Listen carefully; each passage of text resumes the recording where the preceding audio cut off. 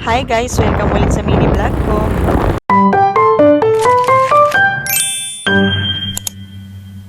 Maaga nga kaming umalis ng bahay para bumiyahe papuntang Dingalan, Aurora. Grabe, sobrang tagal na rin talaga namin hindi nakakapunta doon. Since 2019 nga dyan na talaga kami madalas pumunta. May mga bago nga kami nakasama mag-ride papunta dito. Mga ilang oras nga lang din ang binyahe at nandito na rin kami sa Nueva Ecija. Ito rin pala yung isa sa dinadayo dito, yung sikat na Gabaldon.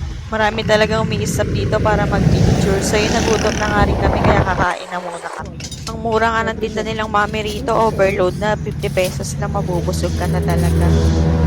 After nga kumain, nagpunta kami dito sa may Welcome Gabaldon para mag-picture at video muna saglit. Ito yung sikat na view dito na lagi talaga dinadayo ng mga nagra-rides. Mula dito sa Gabaldon, 1 hour pa yung babiyahiin namin para makapunta sa Dingalan. Okay, kakaway lang kayo, kakaway. Ay, ito asi. Okay lang. Ano? Diba?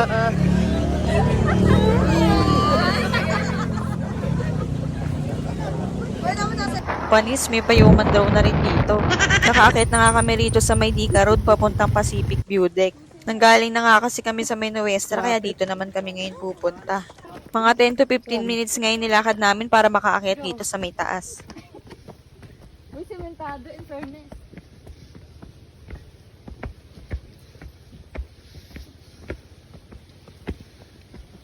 Tangina. Videographer na. Na-bad trip na nga yung videographer ko dahil hinihingal ng daming bitbit.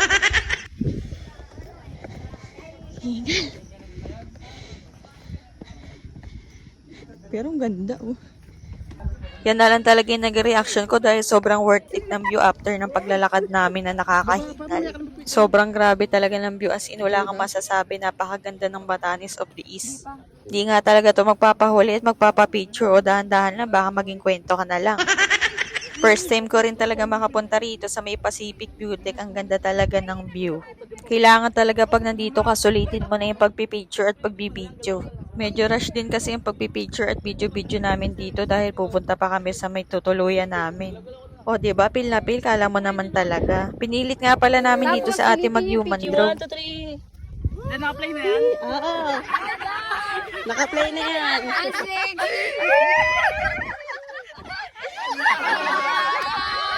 na yan.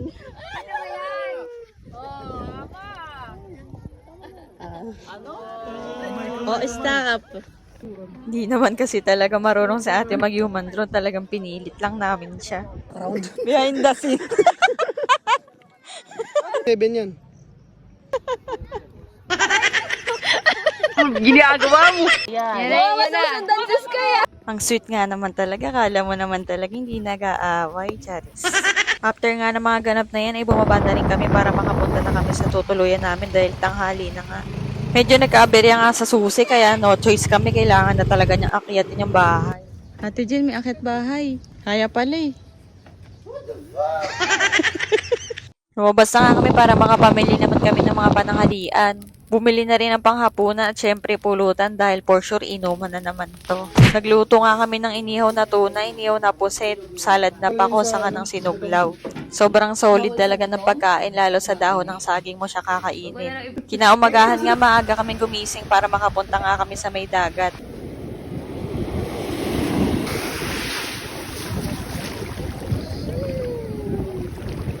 Nagbaon nga kami ng kape at ng pansit para may pagsaluhan kami ditong almusal. Ang sarap nga mag-almusal sa dagat tapos ganito itsura ng kasama mo. Pagkakain nga namin, naligo na rin kami para masulit namin na hindi ganun kainit. After maligo, namili nga rin kami ulit ng isda dito sa may bilihan. Nagpa-picture pa nga ako dito dahil nalaki talaga ng isda. Nagbigay pa si Kuya ng pampukpok sa kanang itak. Biglang ganito. Huy, walang babayaran. No choice nga at kailangan na naman mag-ala Spider-Man dahil wala nga susi yung bahay. Bumayak na nga kami dahil babiyahe na nga kami pa uwi ng Bulacan. Mapapasabi ka na naman ng back to reality. In-enjoy ko na nga lang yung magandang view habang pauwi kami dahil mamaya mausok at malubak na naman nga sa Bulacan. Nagbaon nga ako ng chocolate para hindi ako antokin. Wala akong mapaglagyan kahit dito na lang sa hood niya. Notice naman siya. After ilang oras ng biyahe, nakauwi na rin kami. So yun lang. Bye-bye.